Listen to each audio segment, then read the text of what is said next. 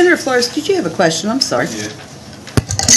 Just in regard to our state hospital construction, are we, and thank you for that, is this specifically to continue the program that was adopted last session for our San Antonio State Hospital and Austin State Hospital construction? Are those the two being under consideration for this $300 million as a starting base? So there's no specifics in Senate Bill 500 as to which hospitals this particular pot of $300 million would go to, and I think that'll be determined by the plan that HHC has, and it's subject to the approval. Well, the $300 billion in the current bill is subject to the approval of the LBB and the governor's office, but certainly there's a good portion of the $300 million was appropriated in the 1819 GAA when for those two projects, and so there's no discussion in Senate Bill 500 of specific projects. Thank you, members. Those are the two state hospitals in some of our largest cities in the state that serve well over 100 counties, and I look forward to working with the President pro tempore and making sure that San Antonio and Austin State Hospitals get what they need.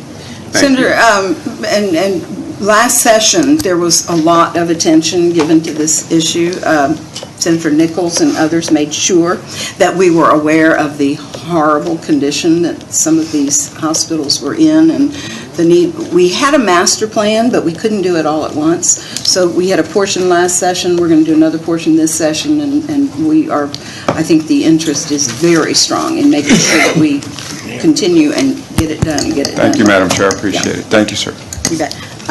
Senator Nichols. In the methodology that we're going to determine how to do it, which is part of what he's talking about, the master plan did not include going out and buying new properties, old Correct. hospitals and stuff. It was, I think, directly intended to fix up and repair and improve existing facility. What is going to be the process to determine? Okay, thanks. We are the process. Okay. And we'll have that discussion. But we do have the master plan to look at and refer to. Senator Watson? I'll just add 2 cents to it. If you'll recall, what part of our appropriation last session was to actually do planning for Phase 2. So there was money appropriated and allocated last session in Phase 1 for some actual construction and different things that happened. Then there was money in addition, primarily geared at ASH and SASH for planning purposes. That money has been utilized for planning purposes, and in fact, reports are back and that kind of thing.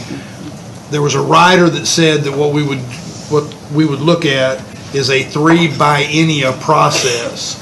So the process is working well. Money was put into Phase 1 for planning. Now we come back with Phase 2. Are the plans done? There's been some additional work done related to metrics to determine what would be best for the next issuance of money. So, members, this is one of those instances where the process is working the way it's supposed to work, and I think it was very smart that last session what happened was a 3 biennia process so that you didn't put money someplace that you couldn't spend the money. You actually did planning to come back and be able to say, here's where we ought to go. Thank you, Senator. Okay, go ahead, John. Sure. So it would appear that the pay-as-you-go limit will be the controlling limit. This